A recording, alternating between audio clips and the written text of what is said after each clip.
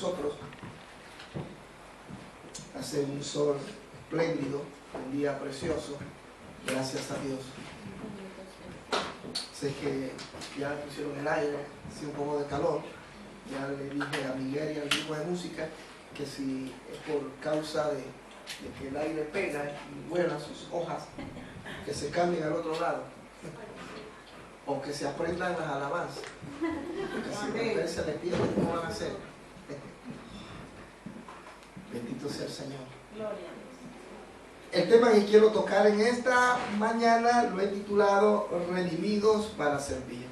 Santo. Redimidos para servir. ¿Cuántos quieren servir al Señor? Amén. Pero antes hay que ser redimidos. Amén. Señor, amén. Sin redención no existe manera de poder proclamar que Jesucristo es Señor. Nosotros hemos sido redimidos para servir. ¿Cuántos dicen amén? Amén. Hemos sido redimidos para servir. Gracias, Miguel. Gloria a Dios. Amén. Y vamos a utilizar como referencia bíblica Mateo, el Evangelio según San Mateo capítulo 9. Vamos corriendo a ese pasaje. San Mateo capítulo 9, versículo 35 al 38.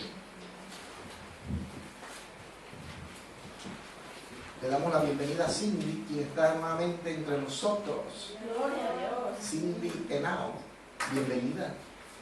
Ya la estábamos extrañando. Se nos había ido para el Oriente Medio. No, Oriente Medio no. Prácticamente en el Asia estaba ella. ¿Qué país era? Taiwán. Hermoso país, ¿verdad que sí? Yo no he ido, pero lo he visto en fotos. Y conozco hermanos que han ido a Taiwán y me han regresado impresionados. Por eso es interesante y es bueno conocer las culturas. Si no podemos viajar, leamos, escudriñemos y vamos a descubrir que hay otras cosas, hermanos, que necesitamos conocer. Mateo capítulo 9, 35 al 38. Así dice la palabra del Señor. Recorría Jesús todas las ciudades, aldeas, enseñando en las sinagogas de ellos y predicando el evangelio del reino y sanando toda enfermedad y toda dolencia en el pueblo. Y al ver las multitudes, tuvo compasión de ellas. Tuvo compasión de ellas, porque estaban desamparadas y dispersas como ovejas que no tienen pastor. Entonces dijo a sus discípulos: a la verdad, la mies es mucha, mas los obreros pocos. Rogad pues al Señor de la mies que envíe obreros a su mies. Dios bendiga su palabra. Decía un pastor en Panamá, sarcástica y cómicamente: obreros, la mies es mucha y los obreros son pocos, y los pocos que hay son panguatos. Pero en realidad, hermano, es que si fueran panguatos no fuera nada, es que no hay obreros. Panguato, ¿qué significa? Yo tampoco sé, hermano. Pero sé que no es una palabra obscena. Bueno, tengo entendido que panguato es alguien así. Panguato.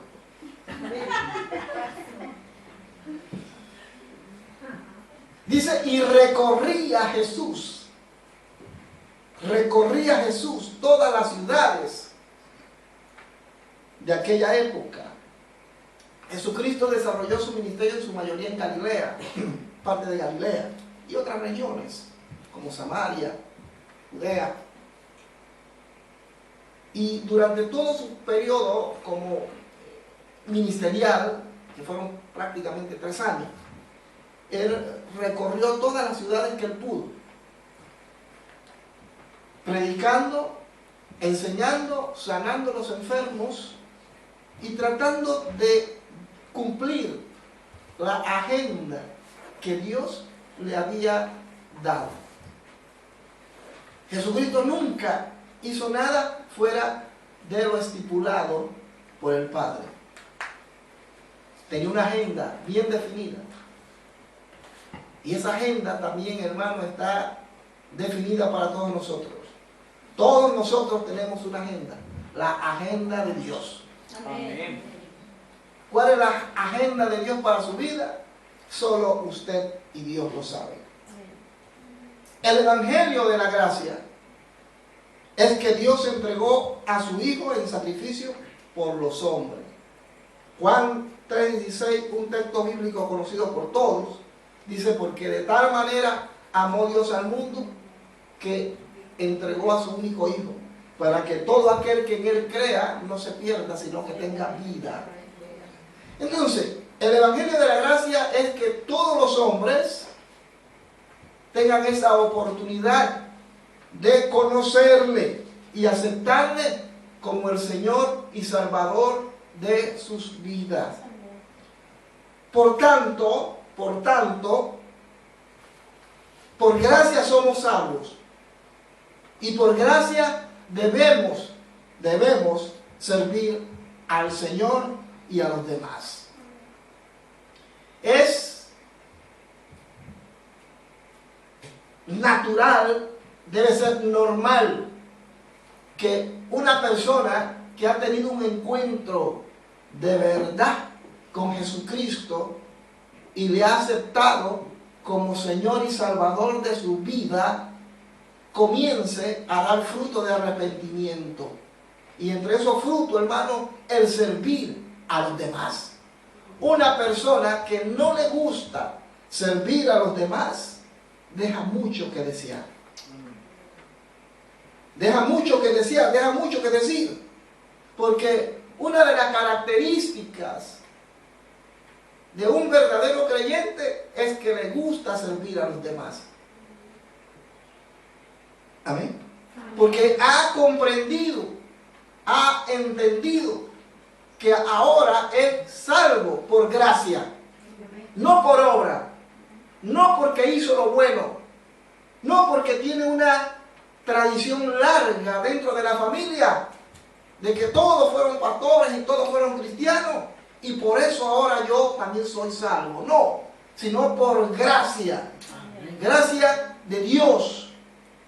Por tanto, como somos salvos por gracia, actuamos por gracia y servimos por gracia. Y todo lo que hacemos, lo hacemos en función de lo que Dios hizo por nosotros. Amén. En el Evangelio según San Mateo capítulo 10, versículo 8, bueno, no, este texto bíblico no es, me estoy adelantando a este texto bíblico. A lo que quiero llegar y quiero reforzar brevemente antes de entrar ya en el meollo del tema, es que usted y yo estamos para servir a los demás. Estamos para servir a los demás y no servirnos de los demás. Mucha gente viene a la iglesia aquí, viene buscando que le den dinero. Y lo digo con propiedad porque ha sucedido. Gente que viene a buscar dinero y se han acercado. Y yo le he dicho, dinero no te podemos dar. Porque mucha gente quiere dinero para fumársela en droga, para tomar, para fumar aquello o lo otro. Le decimos, pero tenemos comida, venga, vamos a darte algo o vamos a un lugar a comer. Porque para eso estamos, para servir, pero no para que se sirvan de nosotros. Y eso, hermano, no es el Evangelio. Cuando dicen amén. Amén. El eje sobre el cual es movida la motivación del genuino creyente es el amor. Es el amor el que nos mueve. Y ese amor se traduce o se manifiesta por medio del servicio a los demás. Yo digo, amo a mi hermano, pero yo tengo que poner por obra ese amor. Si yo veo a una persona que se está muriendo de hambre, que necesita comida, y yo voy y le predico y le digo, Dios te ama, Dios es amor, arrepiéntete si no te vas para el infierno, y no le ayudo con lo más elemental, ese mensaje no tiene ningún sentido para esa persona. Por tanto, mi mensaje tiene que ser sustentado por obras. Amén. Por obras. La obra es lo que demuestra y refleja lo que soy. Ahora, ¿qué es lo que mueve mi obra? ¿Qué es lo que mueve a hacer esa obra? ¿El amor por esa persona y por Dios, lógicamente, o lo hago para ser visto por los hombres? Es decir, movido por el egoísmo. Es bueno que nos planteemos esa pregunta.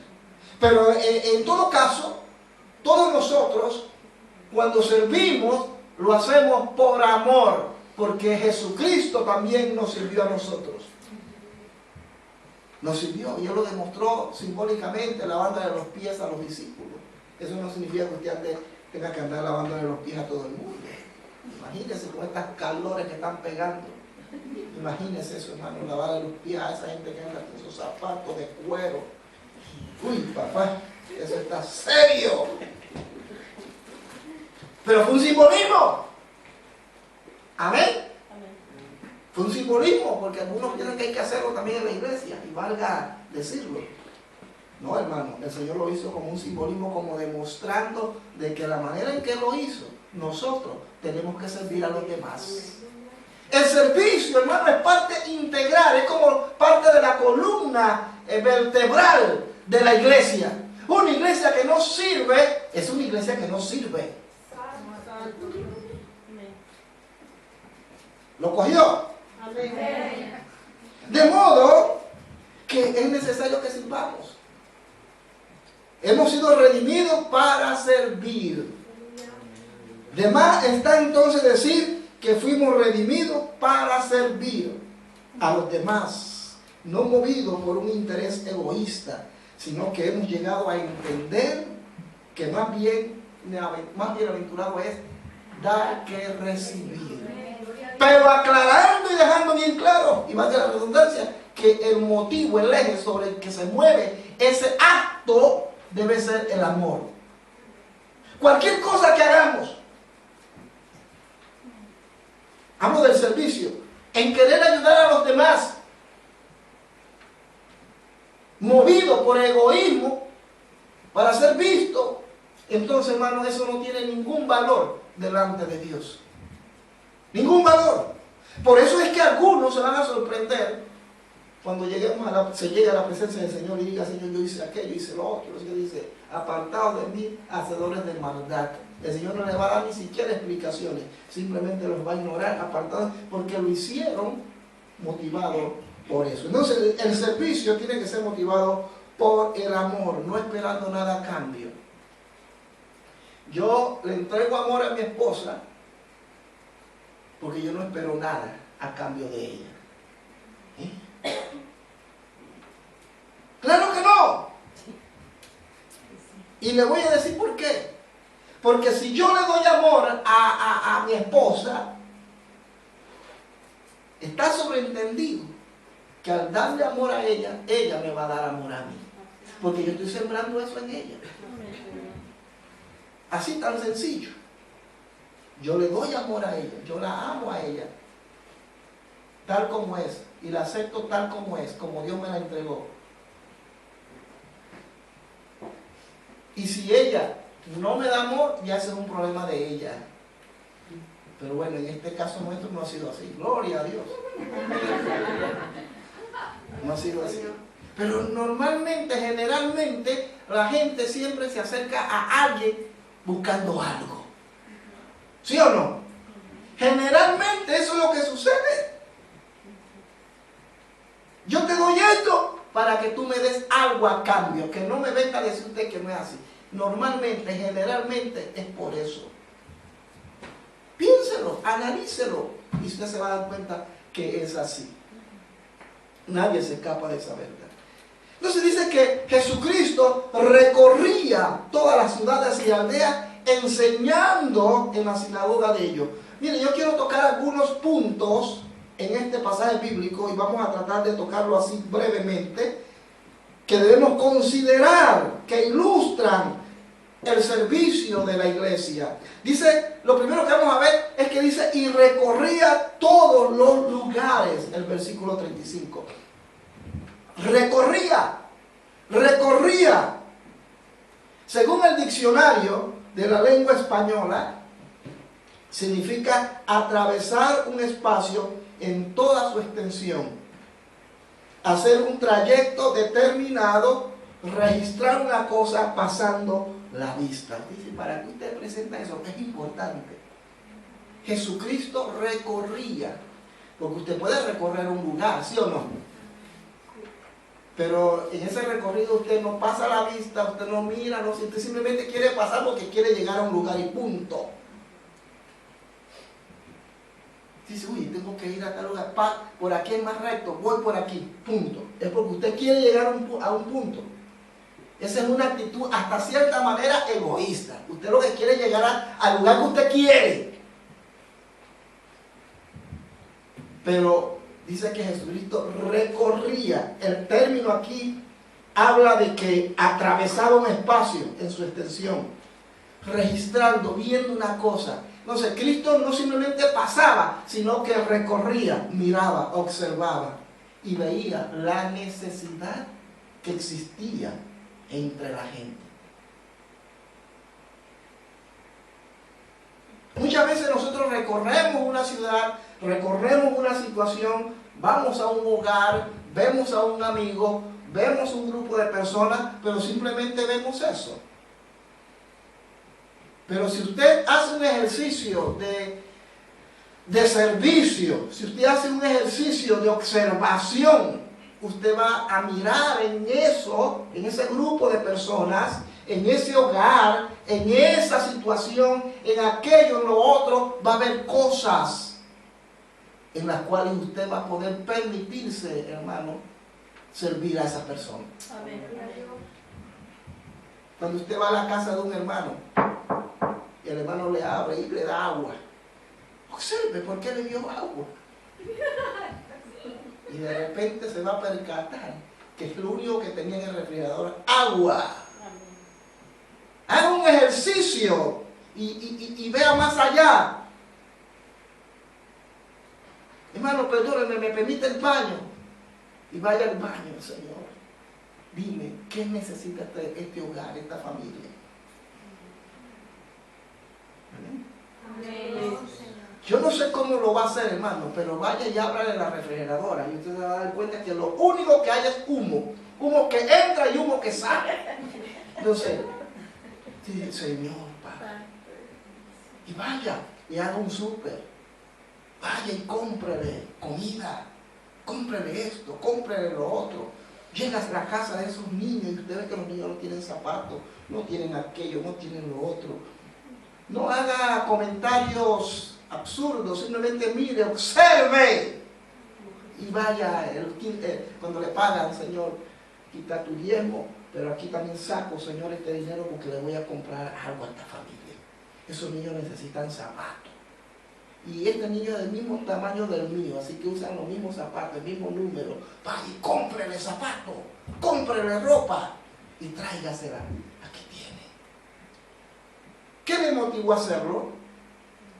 Para que la gente vea que yo sí sirvo.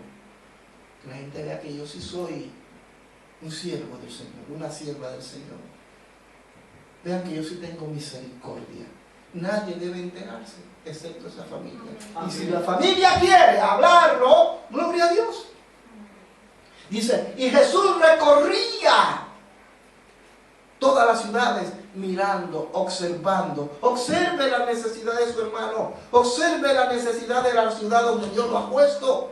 Muchos estamos en esta ciudad para aprovecharnos de este país y eso es triste. Y no nos preocupamos que este país, así como nos da de comer, también necesita que le ayudemos con los impuestos. Para los que pagan impuestos. Recorría, dice, lo primero que tenemos que observar, somos redimidos para servir, hermano, y para servir tenemos que mirar. Tenemos que mirar. Jesús no solo visitó las grandes ciudades, sino también las pequeñas. Para él, tanto los grandes como los pequeños tenían tanto valor para él. Tenían valor para él.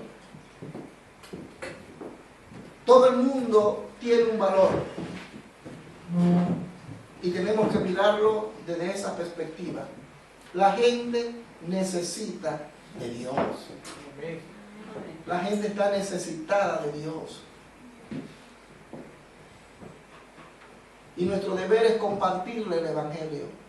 Nuestro deber es sacar un vaso de agua, una botella y darle de beber. Si ellos quieren rechazar esa agua, ya es problema de ellos, pero se les ofreció la oportunidad. Amén. Estamos para servir, hermanos. No estamos para aprovecharnos de aquello o de lo otro. Dios nos ha puesto en este país con un propósito. Y ese propósito Dios quiere cumplirlo en las vidas de cada uno de nosotros. Vuelvo a retomar, cuando usted camine por las calles de Etterbeek, por las calles de Scarpet, por las calles de San Gil, Molenbeek, Forêt, Ixelles,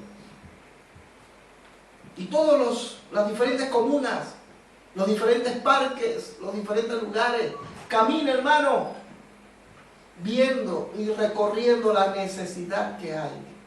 Hay mucha necesidad. Ciertamente nosotros no podemos solucionar todos los problemas, pero si tú y yo nos dejamos tocar por Dios y guiar por Dios, vamos no solamente a mirar, sino que vamos a recorrer. Cuando hablo de recorrer y de mirar, hermano, eso es lógico que no estoy hablando de esta vista física, sino que lo que esta vista física mira, lo mira el corazón, lo mira nuestro espíritu, lo mira Dios. Y que así nosotros podamos transmitirle el amor de Dios a esas personas. Es posible hacerlo. Lo segundo, dice que enseñaba. Recorría Jesús todas las ciudades y aldeas, dice, enseñando. Enseñando. Nosotros hemos sido redimidos para servir en la enseñanza. Miren lo que dice la palabra de Dios ahí en el versículo 35. Recorría Jesús todas las ciudades y aldeas enseñando en las sinagogas de ellos. ¿Quiénes eran ellos? ¿Quiénes eran ellos? La respuesta es implícita, queda allí establecida. Está hablando de los judíos, los que conocían y enseñaban la ley. Si usted lee el contexto, él se está refiriendo a eso. Los judíos, específicamente los fariseos y los saduceos, conocedores de la ley, ambos grupos discrepaban en algunas cosas. Pero ambos grupos conocían la ley. Quizás no la manejaban a la perfección, pero la conocían muy bien. Conocían muy bien las leyes que Moisés había escrito, dirigido por Dios. Y ellos les encantaba citarlas. Citaban la ley, citaban lo que Moisés decía. Y lo hacían tan bien que mucha gente, hermano, se quedaba con la boca cerrada. De hecho, en un pasaje bíblico se habla de un joven rico. Este joven rico conocía perfectamente la ley. Y él le preguntó al Señor que qué podía él hacer para heredar el reino. El Señor dice, ¿conoces la ley? ¿Conoces los mandamientos? Todo lo sé. No matarás, amarás a tu prójimo como a ti mismo, Dice, qué bien. Pues te falta una cosa, vende lo que tienes, dalo a los pobres y sígueme. Ahí se terminó todo. Dios siempre nos va a confrontar con la verdad. Siempre nos va a confrontar con la verdad. Y aunque ellos conocían la ley, conocían la verdad, pero esa verdad y esa ley no la estaban enseñando correctamente. La utilizaban para asaetear a los pobres. La utilizaban para contradecir en este caso lo que Jesucristo hablaba. Y gloria a Dios que Cristo nunca se detuvo a pelear con ellos. Nunca lo hizo. Porque Él sabía que lo que había en el corazón del hombre era perverso. Y lo que ellos buscaban era entrar en una contienda y ver dónde él caía y violentaba aquella ley, cosa que jamás lograron hacer. Y la única manera en que lograron agarrarlo y fue para matarlo fue con trampa. Entonces Cristo dice que recorría y enseñaba correctamente la palabra, tal como estaba escrita. Y les estaba hablando a ellos, a estas personas. Claro, también estaba sobreentendido que estaban los discípulos, estaban los apóstoles. Pero Cristo les enseñaba, porque ahí lo dice, recorría Jesús toda la ciudad, andaba enseñando en las sinagogas ¿de quién? De ellos. Es decir, Cristo era considerado un maestro. Él era un maestro. El maestro de maestros. Aleluya. Así que él no solamente enseñaba en la calle, sino que iba a la sinagoga y se paraba y ahí les escuchaba. Como buen maestro que él era, porque era un excelente maestro, nadie como él. Y él comenzaba a enseñarles a ellos. Imagínense. ¿Usted se imagina enseñar o predicarle a un grupo de teólogos? Mire, francamente que Dios me libre, hermano, yo no lo haría. Pero si Dios me lo permite, gloria a Dios, yo lo predicaría. Le predicaría a los teólogos. En Basel hay una universidad, la universidad más vieja en teología en toda Europa. Tiene casi 700 años. Y yo fui a esa universidad, increíble, algo histórico, fue fundada en el año 1000 no sé qué. Y yo fui a esa universidad porque un amigo mío me llevó, vamos para que conozca, porque él también se había graduado de esa universidad, ahí hablan alemán. Y yo fui, eso estaba lleno de estudiantes, de todas partes. Venían de Chile, había más chilenos que otra cosa, chilenos, argentinos, había algunos centroamericanos, había de todas partes.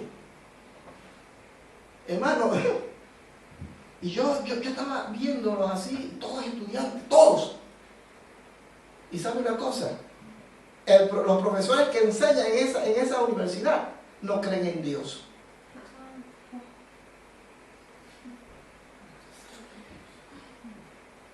No creen en Dios. Y yo le pregunté a uno de los niños, pero ¿cómo ustedes pueden escuchar a alguien que no cree en Dios?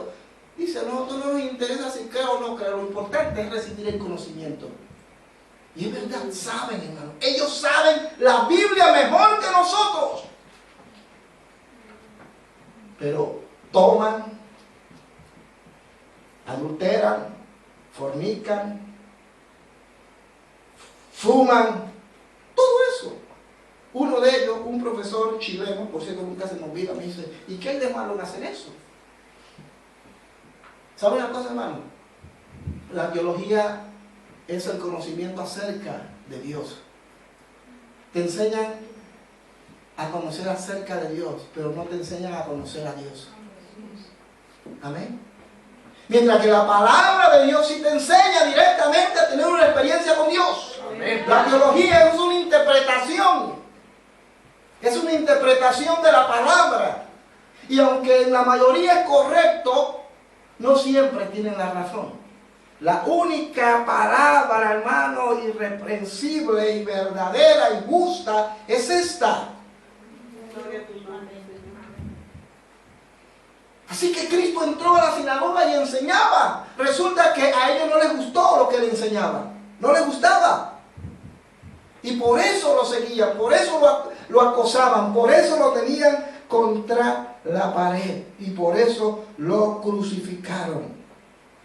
Para dar testimonio solemne de quién es Jesucristo, nosotros necesitamos conocerle a Él. Y una vez conociéndole, podemos enseñar correctamente la palabra. La teología no digo que sea mala, yo estudié teología. Yo me gradué en un seminario hace ya años. Pero sabe, hermano, yo fui el último de mal la pasé.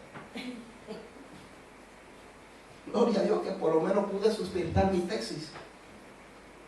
Porque es necesario prepararse, es necesario conocer la palabra. Pero siempre aclarando que la teología no tiene toda la razón. Amén. Porque estos individuos son teólogos, conocen la Biblia mejor que mi persona, vuelvo a repetirle. Son gente con una experiencia en el conocimiento increíble, pero su testimonio es por el suelo. Para que usted se dé cuenta que la teología no transforma, pero la palabra de Dios sí. Amén. La doctrina sí transforma, la teología no. Amén.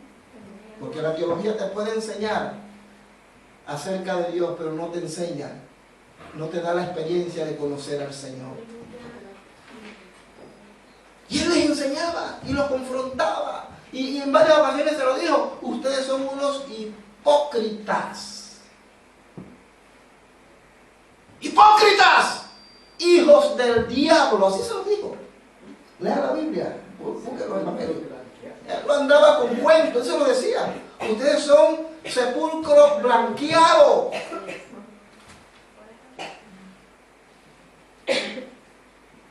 Ustedes que conocen la ley, que conocen la verdad, porque nunca se lo negó,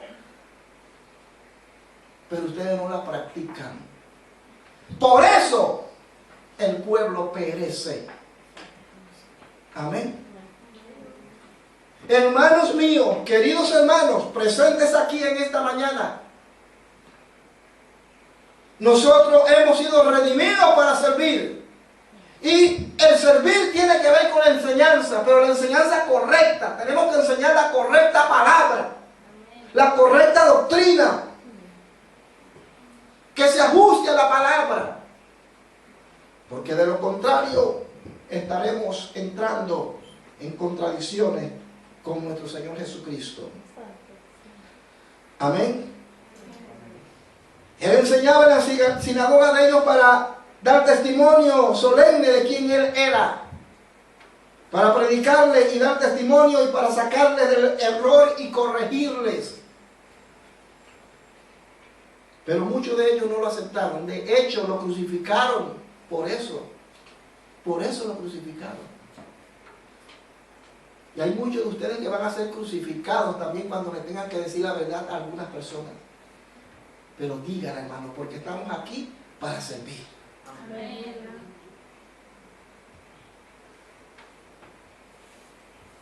Denle un aplauso al Señor. Aleluya. Hoy se necesita enseñar correctamente, hermano, corregir con mansedumbre y amor. Eso lo dice 1 de Timoteo. Vamos a buscarlo. 1 de Timoteo, capítulo 4, versículo 6. Gloria a Dios. Alabado sea el Señor. 1 de Timoteo 4, 6 al 9. Dice así la palabra del Señor.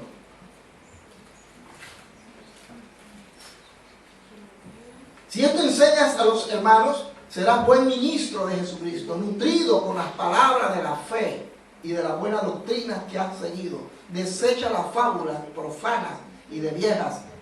Ejercítate para la piedad, porque el ejercicio corporal para poco es provechoso, pero la piedad para todo aprovecha, pues tiene promesa de esta vida presente y de la venidera. Palabra fiel es esta, digna de ser recibida por todos. Buena palabra, enseña la palabra, hermano, pero correctamente. Correctamente. Eso es parte del servicio.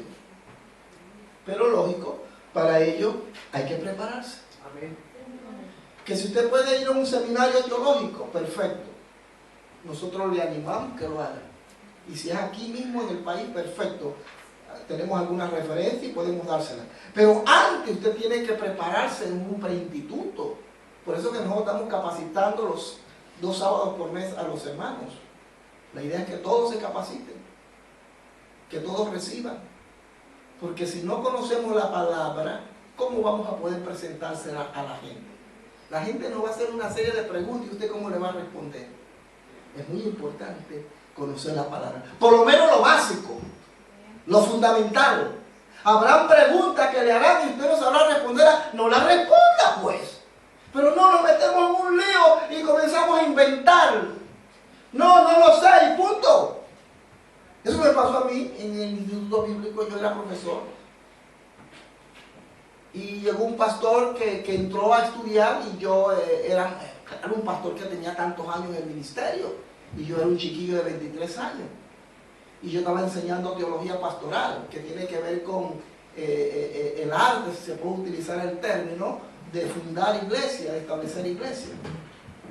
Y el hermano me hizo una pregunta dura y difícil. Y yo me le quedé mirando así. Y yo le dije, pero él me la hizo con sal y pimienta, ¿no? Chiquillo que me viene a mí a enseñar. Y yo le respondí con sal y pimienta también. Y yo dije, mire hermano, yo no soy el Padre, ni el Hijo, ni el Espíritu Santo. Esa respuesta yo no la tengo. Vaya y le pregúntele al director, él debe saber. Seguimos. Sí, porque yo no le voy a decir cuál fue la pregunta, porque no hermano, no. Usted no lo conoce, pero no está bien. Los terceros que vamos a observar ahí mismo en Mateo, dice, además de que recorría, enseñaba, dice, y sanando. No, perdón, sanando está antes. Dice, y predicando el evangelio, perdón, enseñaba y predicaba. Predicar y enseñar son dos términos diferentes. La iglesia es la única a quien le fue entregado el mensaje de salvación. Es ella la depositaria de este tesoro que debe ser revelado a los hombres. Ah, así es. Dice que recorría, enseñaba y predicaba. Uno puede enseñar con el ejemplo. Amén. Y también puede predicar con el ejemplo. Pero la predicación es un ejercicio más dinámico. La predicación más es aplicable para ocasiones como la que estoy haciendo ahora. O en una conferencia de repente también se puede aplicar eso. Predicar, hermano, predicar el evangelio. Declararle a la gente lo que Dios dice en su palabra. Usted no entra en detalles, simplemente preséntele el ABC del evangelio. Amén. Que están muertos en sus delitos y pecados, que Cristo los puede salvar, que es la única solución para sus almas. No entren en debates. Yo he visto hermanos que entran en debate con la gente. No, que los santos, eso es del diablo. No, que tienes que quitar esto. No, que los... Y se meten en un desbarajuste, en un monte, en una montaña de dime que te digo. Y al final el mensaje que se tenía que dar no se dio. Y de repente saben, yo salí ganando, yo tengo la razón, yo le di duro. No, el evangelio tiene que ser predicado. Usted limítese a presentarme y decirle, tú necesitas a Jesucristo. Amén. Tú estás enfermo. Háblele y dígale, tú estás enfermo por cuanto todos pecaron, están destituidos de la gloria de Dios. Porque la paga del pecado es muerte, mas la dádiva de Dios es vida eterna. Preséntele su condición y luego plantéele también la salida. Pero la Biblia dice en Juan 3:16, porque de tal manera amó Dios al mundo. Y comience hermano, a dispararle textos de esperanza.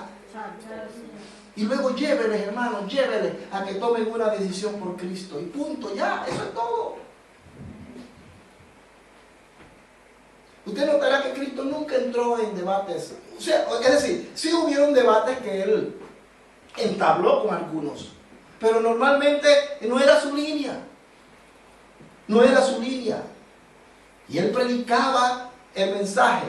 Era concreto. Él iba directo. Hoy ya no se predica ese tipo de mensaje. Algunos lo hemos adornado. No diga eso, hermano. Eso es muy duro. Eso es muy duro y la gente se va. Es que yo no estoy predicando para que la gente se quede en esa condición. Sino que si se va, se vaya porque escuchó la verdad. No le hablen infierno, porque eso era para antes. Hay que cambiar el mensaje. No, el mensaje tiene que ser predicado tal como está allí. Hay que arrepentirse. Primero, estamos mal, estamos destituidos. Hay que arrepentirse. Hay que aceptar a Cristo. Y si lo haces por fe, entonces habrá salvación para tu alma. Y punto.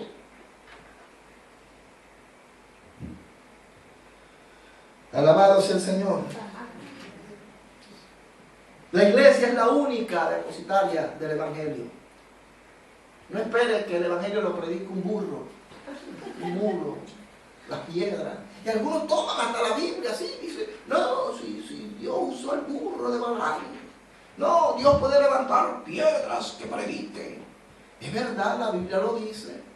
Pero si usted lee la Biblia, esos fueron casos ocasionales, casos circunstanciales que se dieron, situaciones muy concretas. Pero usted nunca ha escuchado más que una burra habló, ¿o sí? Una burla parlante.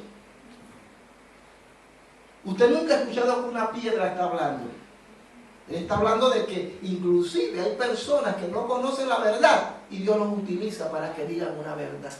Pero eso no es lo que Dios quiere. Dios quiere que sea usted y que sea yo quien compartamos ese mensaje. La iglesia es la única. Esto suena como arrogante, pero es la verdad. La iglesia es la única que tiene esa verdad. Miren lo que dice 2 Corintios, capítulo 4, versículo 7. 4:7 de 2 de Corintios. Pero tenemos este tesoro en vaso de barro, para que la excelencia del poder sea de Dios y no de nosotros. Ese texto bíblico fue el que utilizaron cuando en el seminario nosotros nos graduamos. Nunca se nos olvida. Pero tenemos este tesoro, y ese tesoro es la palabra. Y está en vaso de barro, y ese vaso eres tú y soy yo. Aleluya.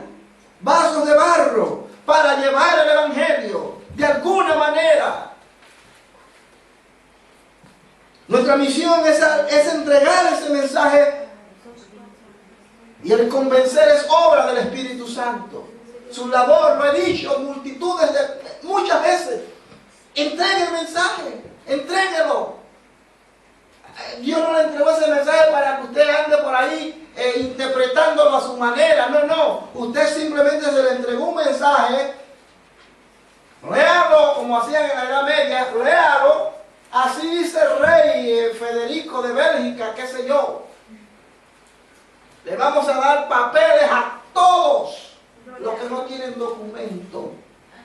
He dicho Felipe no sé qué de Bélgica. ¡Pum! Ya, listo. El mensaje tenía que ser entregado. Eso era todo. Pero hoy, ese mensaje que no ha sido entregado, mucha gente quiere interpretarlo a su manera. La misma palabra es su propio intérprete. Es verdad que yo como predicador, como expositor, inclusive usted debe capacitarse, debe prepararse. Hay comentarios, hay concordancias muy buenas que usted debe utilizarla para poder elaborar exquisitamente ese plato de comida que le va a entregar a la gente. Pero está sobreentendido que la palabra de Dios, el mensaje de Dios, ya está interpretado. Hay pasajes oscuros, que lógicamente oscuros en el sentido de que no lo entendemos. Por eso es importante, hermanos, no se meternos con Dios, para que sea Dios nuestro intérprete.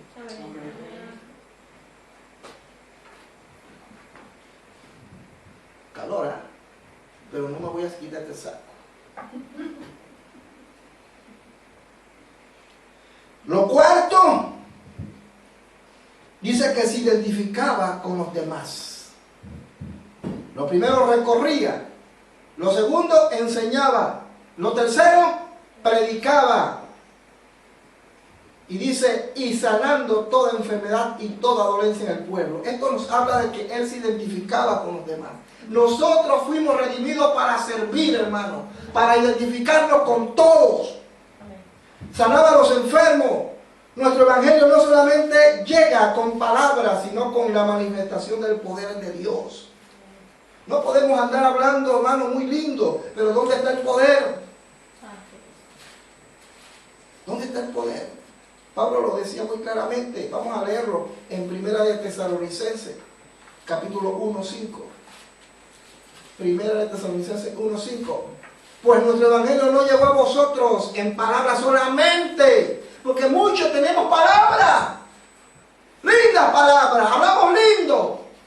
Uy, uno dice, pero ¿cómo habla ese tipo? ¿Cómo habla esa mujer? ¡Qué bárbaro! Esa sí es una mujer de Dios, ese sí es un hombre de Dios, porque habla bonito, porque tiene una verborrea que no hay quien se lo gane. Es una hemorragia, hermano, de conocimiento. Pero eso no es suficiente. La palabra esa, tan hermosa y tan linda que yo estoy presentando, tiene que ser evidenciada con el poder de Dios. La palabra de Dios transforma, cambia. Y cada vez que yo estoy predicando aquí, hermano, yo le estoy pidiendo a Dios, como en este momento, que sane a los enfermos. Hay gente que está siendo sanada en los cultos. Y usted tiene que dar ese testimonio. Para que la gloria sea de Tomás Rodríguez. Escucha. Wow, usted había visto a ese hombre cuando predica. Es que ni ora por los enfermos. El tipo es un bárbaro. Tipo, cuando predica, yo siento que me entra el fuego. Y yo estaba enfermo y ahí, wow, qué bárbaro. Yo no había visto predicador como ese, que cuando predica no era por los enfermos se sanan solos. No, hermano, no es así. El poder de Dios se va a manifestar silenciosamente, pero tiene que ser testimoniado para los demás.